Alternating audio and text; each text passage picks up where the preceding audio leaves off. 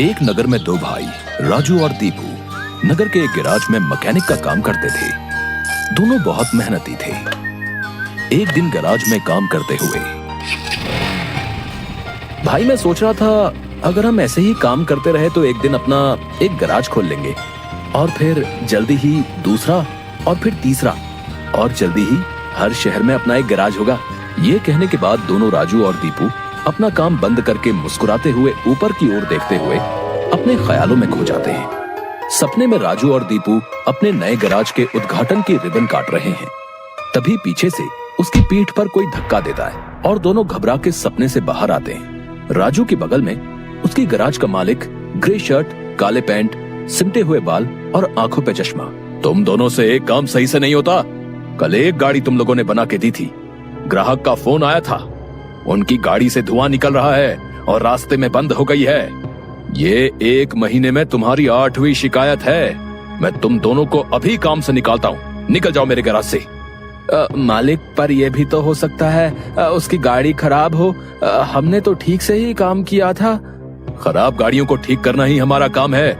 निकल जाओ यहाँ से। और मालिक दोनों को धक्के मार के बाहर निकाल देता है। राजू और दीपू अपने छोटे से कमरे की बिस्तर पर हैं। सामने की दीवार पर विष्णु भगवान की तस्वीर टंगी है। दीपू राजू से, भाई हम हर जगह मन लगा के काम करते हैं, फिर भी हमें हर जगह से निकाल दिया जाता है। किसी को हमारी कद्र ही नहीं। हाँ भाई, यहाँ किसी को हमारी कद्र नहीं है।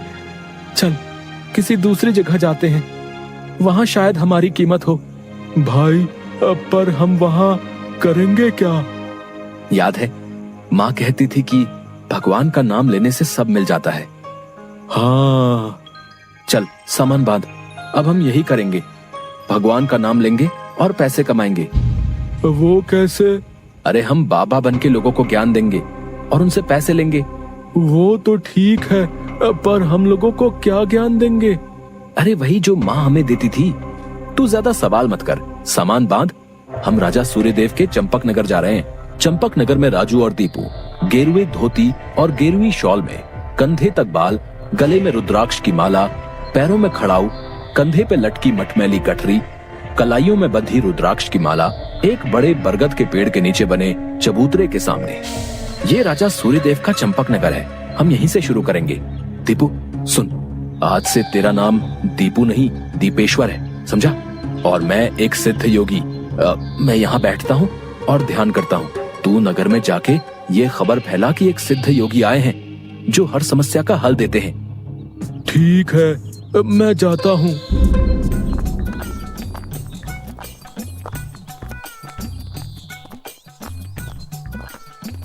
भाई हमारे सिद्ध बाबा जी के लिए कुछ दान दो।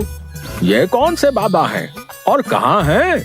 बड़े सिद्ध बाबा हैं, उनके पास हर समस्या का हल है। नगर के बाहर जो बड़ा बरगद का पेड़ है ना, वहाँ ठहरे हुए हैं।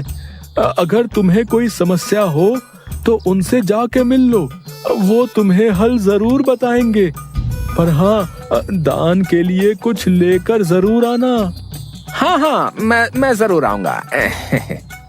औरों को भी बता दो, पूरे नगर का भला हो जाएगा। जरूर बाबा जी, जरूर। राजू पेड़ के नीचे ध्यान में बैठा हुआ है और दीपू थैले में सामान लेके उसके पास जाता है। मैंने नगर में खबर फैला दी है, जल्दी ही लोग यहाँ आते होंगे।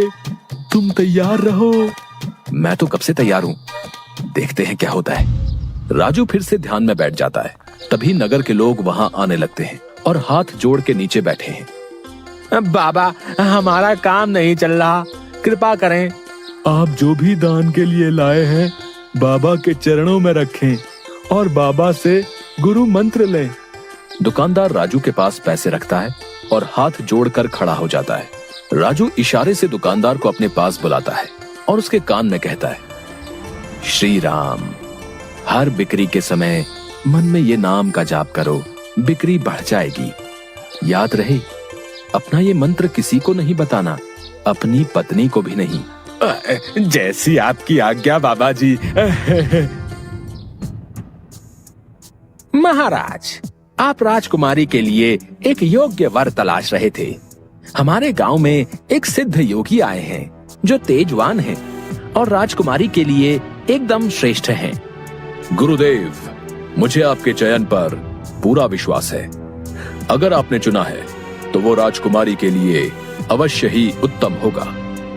सोने जवाहरात और अनेक उपहार लाओ। हम अभी उन महान योगी के पास जाएंगे और उनसे राजकुमारी से विवाह करने का आग्रह करेंगे। हे तपस्वी, मैंने आपके बारे में जो सुना था, आप उतने ही तेजस्वी हैं। मेरा आग्रह स्वीकार करें। राजू ध्यान से आंख खोलकर राजा को देखते हुए, जी महाराज, कहिए क्या परेशानी है आपको? मेरी इच्छा है कि आप मेरी पुत्री से विवाह करें और ये उपहार स्वीकार करें। राजू काफी देर तक उपहार में लाए सोने चांदी और अनेक वस्त्र और उपहारों को देखता है, फिर राजा की ओर मुड़ता है। महाराज, मैं तो एक सन्यासी हूँ, मुझे इन सब से क्या लेना? मुझे क्षमा करें, मैं आपकी बात नहीं मान सकता। दीपू चौंकते हुए राजू को देखता है। मैंने जो सुना था, आप उससे भी महान हैं। मुझे क्षमा करें यदि मैंने आपका अनादर किया हो। आप जब तक यहाँ हैं, मैं कोशिश करूंगा आपको कोई दिक्कत ना हो।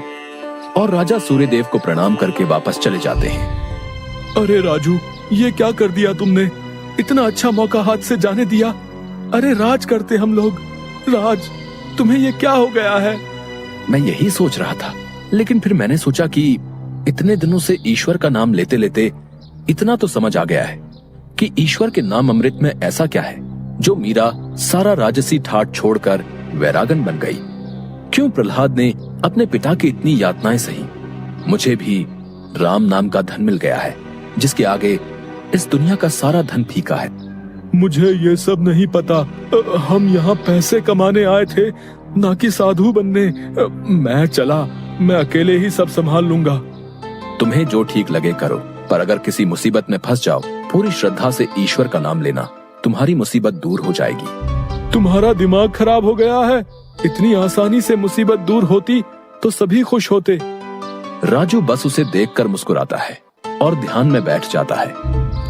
दीपू अपनी पोटली उठा के गांव में चल देता है। क्यों भाई, कैसा चल रहा है? हाँ भाई, सब बढ़िया है और अब घर में सुख शांति भी है। ये भी बेवकूफ बन गया। राजू है तो चालाक। उसने ऐसी युक्ति की कि कोई उस पर सवाल नहीं उठा सकता। कुछ राशन दान करो। जरूर। दुकानदार राजू के थैले में चावल डालने जाता है। तभी दीपू, ये क्या दे रहे हो? इतनी मिठाइयाँ और मेवे तुम्हारी दुकान में है और तुम ये कच्चे चावल दे रहे हो? इनमें से कुछ दो। पर बाबा तो ये सब नहीं कहते। तुम्हें क्या करना है? जितना कह रहा हूँ वो करो। दीपू आगे जाता है और जोहरी की दुकान में दुकानदार से, और भाई जोहरी, कैसी चल रही है दुकानदारी? बाबा की कृपा से सब बढ़िया चल रहा है। कहिए क्या सेवा करूं? बाबा के लिए कुछ दान दो। इससे पहले कि इन्हें मेरी असलियत पता चले, इनसे तगड़ा दान लेके गांव से गायब हो जाऊंगा। फिर ये लोग राजू के पीछे पड़ेंगे तो उसे समझ आएगा। बाबा के लिए कुछ दान दो। जौहरी पैसे निकाल कर देने लगता है। अरे ये क्या भीख दे रहे हो? बाबा की कृपा से तुम्हारी दुकान चल रही है। इतने सारे जवाहरात हैं, इनमें से दो, कुछ कीमती सा। जितना दोगे उससे ज्यादा मिलेगा। ये बाबा को क्या हो गया है? कोई नहीं, बाबा को देने से मेरा क्या घटेगा। जौहरी एक सोने की हार दीपू को दे देता है। ये लीजिए बाबा। अच्छा धन बटोर लिया है मैंने। इससे काफी दिनों तक काम चल जाएगा। बड़ी भूख लग गई है, कुछ मिठाइयाँ खा लूं। दीपू एक पेड़ के नीचे बैठ के मिठाइयाँ खाने लगता है। तभी वहाँ 4 डाकू, चेहरे पे नकाब, काले कपड़े और हाथ में छुरी लेकर आ जाते हैं। जो कुछ भी है वो हमें दे दो, नहीं तो हम तुम्हें मार डालेंगे। दीपू डर से अपनी पोटली उन्हें दे देता है। तभी डाकुओं के सरदार का नकाब खुल जाता है। दीपू उसे देख लेता है। अब तुझे मरना होगा क्योंकि तूने मेरा चेहरा देख लिया है। हे भगवान, ये क्या हो रहा है? कैसे बचूं इनसे? भागने की कोशिश की तो ये लोग पकड़ लेंगे। क्या करूं? तभी उसे राजू की बात याद आती है। अगर किसी मुसीबत में फंस जाओ, पूरी श्रद्धा से ईश्वर का नाम लेना, तुम्हारी मुसीबत दूर हो जाएगी। दीपू आंखें बंद कर घुटने पर बैठकर, हे नारायण मेरी रक्षा करो, हे नारायण मेरी रक्षा करो। डाकू का सरदार दीपू को उठाकर, सुन, राजा के सिपाही हमारी ओर आ रहे हैं, इसलिए तुझे छोड़ रहे हैं। अगर तूने किसी को हमारे बारे में बताने की कोशिश की तो तुझे जिंदा नहीं छोड़ेंगे। ये ले अपनी पोटली। डाकू भाग जाते हैं। दीपू सामने से सिपाहियों को आते देख मन में, हे नारायण, मुझसे भूल हुई जो मैं राजू की बात को समझ नहीं पाया। मैं राजू के पास वापस जा रहा हूँ और उसके साथ रहकर आपके ध्यान में अपना जीवन बिताऊंगा। मुझे माफ कर दो राजू, मैं ईश्वर के नाम की महिमा को नहीं समझ पाया, पर अब मैं समझ गया हूँ और तुम्हारे साथ ईश्वर के नाम का धन कमाना चाहता हूँ। राजू दीपू को गले से लगा